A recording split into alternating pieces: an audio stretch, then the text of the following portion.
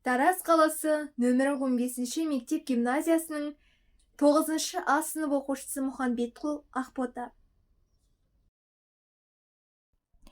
Бейімбет Жармағанбетұлы Майлин 1894-1938 жылдар аралығында өмір сүрген.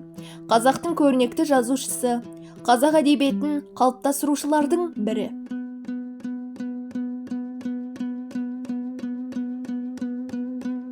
Бейімбет Майлин, кедейлер. Сенің арың зарлайтыным өмірде, сенің арын арылайтыным өмірде. Сен не білсең, мен де соны көремін, белді бұғам ауырғады жеңілге.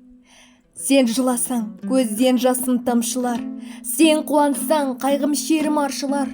Айт өлеңді, ен даланы жаңғыртып, қойшы қолаң кеше жүрген малшылар. Қамысты өзен, құрақты көл, ен дала. Құсы шоулар, мал дабырлар ел дала. Лағнет оқып бәріне де қол сілтер, өміріңе селтетіп пең бейшара. Қан боп қатқан жаралы еді жүрегің, құрт жегенде кептің, семдің жүдедіп. Таң алдында шырт ұйқыда жатқанда, сен жылаушең, жүгірушең білемін.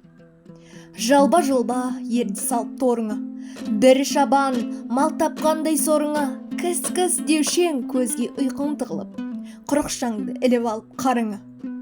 Құба жоңға шығып алып белеске, рақаттағы түскен кезде елеске. Мұнды әндерге салмайтын бең зарланып, аттан түсіп, шарт жүгініп белеске.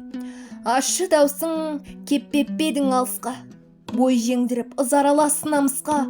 Жас жүрегің тырнамап беді лобытып, тезектеріп жүрген күннің алыста. Екі жақта зарланып ең екеуің, сезініп ең бір жарық күн жетерін. Бостандықты алғаныңды қай түрде айта берсем, тым ұзаққа кетемін. Жылай-жылай қолың жетті теңдікке, кім салады енді сені кемдікке. Бүгінгі күн шын қуанар мейрамың, сал шәңге бойын жасып кеңдіктен. Ашы дауысың ең даланы күңретсін, ашы қайға көңілдегі кіргетсін. Шын қаһарман жұбайынан айырылып, қалқам деген ауру көңілін тербетсін. Сен жыласаң, көзден жасым тамшылар, сен қуансаң, қайғы шерім аршылар.